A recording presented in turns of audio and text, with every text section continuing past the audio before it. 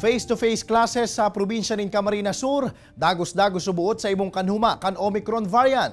DepEd Sur, pigsyertong mautob ang health protocols tanganing maibitaran ang pag-ulakit kan anong manahelang. Uyan report ni Rosie Nieva.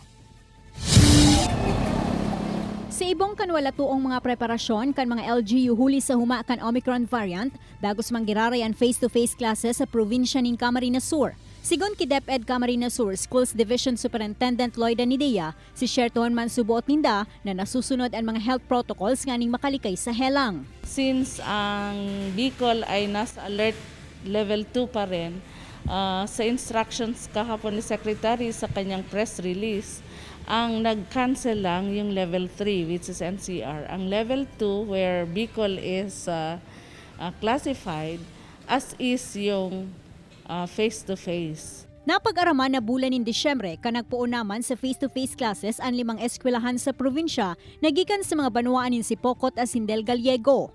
Sa syudad ni Naga naman, komo parte kan pagpreparar sa huma na darakan Omicron Variant para mientras na munang pinauntok subuot kan lokal na gobyerno ang pagdagdag nin mga eskwelahan para sa sunod na batch kan face-to-face classes. Alagad sa ibong kaini, preparado na kuta na subuot ang Julian B. Meliton Elementary School sa Barangay Concepcion, Pequeña, Nagas City. Sigon sa principal kan eskwelahan, asin presidente kan Philippine Elementary School Principals Association, Nagas City na si Neil Romano Manaog, daw pinauntok na muna ang face-to-face classes sa mga elementarya, alagad padagos manggiraray ang sa indang pigibong preparasyon na sinabayan pa kan pagsunod sa mga health protocols nganing makalikay si COVID-19. Apwera kaini, haros ang 14% naman subuot na bakunado ang sa indang mga paratukdo. Yesterday, kan sa satuyang local government, garo pinundo muna si sa elementary.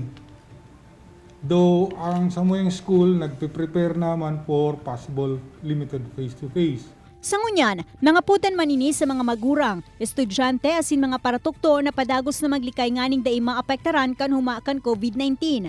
Apwera kaini, pigshare man kan school head na sa ibong kan pandemya, mapadagos man ang sa indang pagsiserbi asin bukas sa anuman na mga kahapotan na may koneksyon sa pag-aadal kan mga kaakian.